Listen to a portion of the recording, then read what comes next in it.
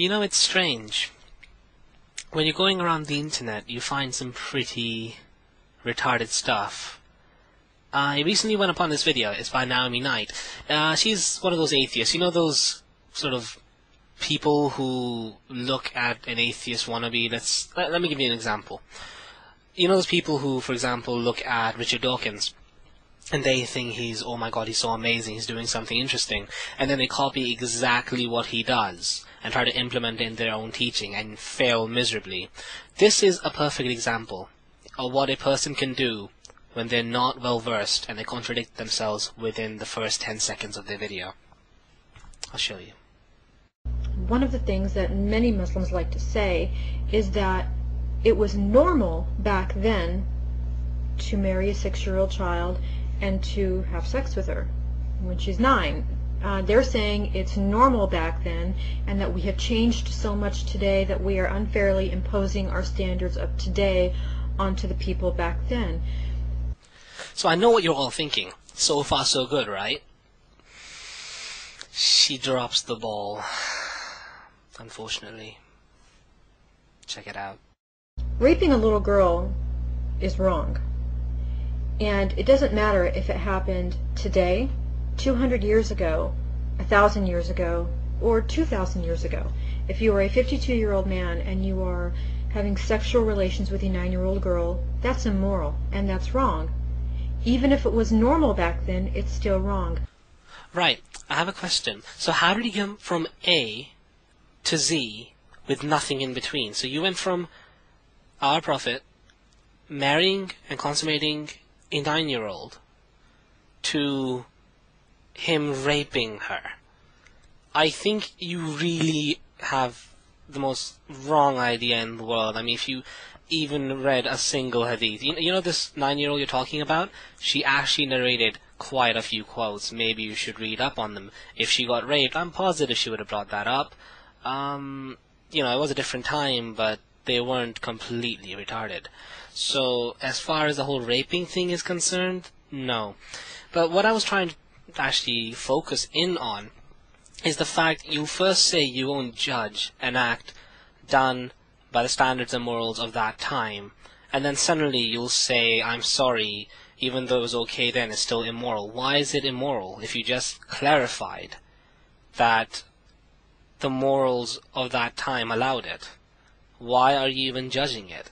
The only thing you can bring up which will actually be of a legitimate status is he was a prophet, so he could have done something and set a better example instead of marrying a 9-year-old. That's the only thing you can bring up. That's what Amazing Atheist brought up, and that's what I'm expecting you to bring up. So I'll answer that as well. The fact of the matter is, morals change by time. How can you expect something to be set if it's changing all the time? For example, look, I'll tell you. I'll explain it to you bit by bit so you understand. Forget everyone else. This is just for you. Hijab, veil, is a standard set in Islam, a timeless example. It makes sense. It works. But the West don't accept it because it doesn't follow their morals. Why? It works. It's been proven to work. But you still don't accept it. So he did set a moral standard. He did say something that is completely logical from where it came from. But the West still don't accept it. The Christians, etc. do not accept it. So as far as him setting an example, I think he set a pretty good example wherever it was. It's just the fact that other people don't accept it, e.g. Christians and other denominations, even atheists. And that's the answer. The example is set perfectly. You just don't want to accept it. Let's take something like slavery. If we apply your logic, which is to say this, it's not wrong because it was normal back then. So in that case, you would also have to say that the slave owners here in the United States, well, they're not immoral for having owned slaves and having slaves working the land, because it was normal, it was a cultural norm, and in fact, it was even legal. It was legal and permissible. Ergo, slave owners are not immoral people. So, wait, I'm trying to get my head around this. You are comparing a marriage to slavery and applying a logic which is not even in its right context. First of all, those marriages were done The girl never complained. She never argued. She never said that it was unfair on her. She was treated as an equal. You're comparing it to slavery, in which the slaves were tortured. They didn't have any rights. They didn't like being slaves. In this instance, the wife didn't mind being a wife at such a young age. In this example, the other party is not even complaining.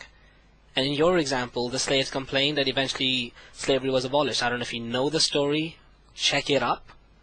That's what happened. It was bad. You're comparing something bad to something that was seen as good. Now, when I say something bad, I meant the slaves themselves thought it was bad. An entire race of people being subjugated for how they were born. Slavery is wrong. Indentured servitude is wrong. Having sex with little girls is wrong. That's about as retarded as saying something ridiculous like killing is wrong, stealing is wrong, arranged marriages are wrong, even though the wife may want to be arranged, but no, it's wrong because I'm saying it anyway. You have absolutely no proof in what you're saying. First of all, if the other party's agreeing, why are you even making a big issue out of it? And as I've covered before, she wasn't raped. I don't know who told you this, but it's kind of obvious you're either very misinformed or just plain lying. So decide. You're either stupid or misinformed. Pre-Hispanics did, killing and torturing human beings and sacrificing them to the gods. That's kind of an extreme example, but that is wrong. I'm still trying to understand your examples. What the hell are you even talking about? So you're saying the people who are being subjugated, burnt, alive, killed, they wanted to be killed. How is it even a fair comparison? You're comparing a marriage which both parties agree on, doing whatever happens in a marriage, etc., condemning it, and comparing it to something which both parties are not actually agreeing on. Now my question here is this. How come you don't say Muhammad was ignorant to something that's wrong? Oh, wait, my spider senses are tingling. Wait, maybe it wasn't wrong. Just throwing it out there. It was because Muhammad also had a lot of slaves too, and you were allowed to have sex with them.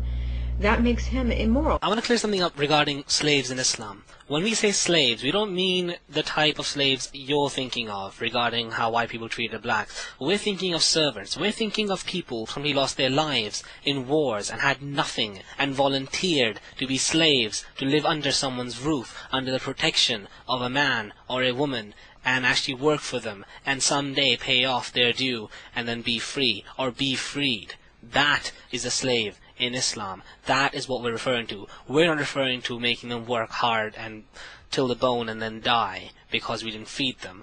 They had rights over the person who owned them, and the person who owned them had rights over them. The rational mind can look at something like this and say, you know what?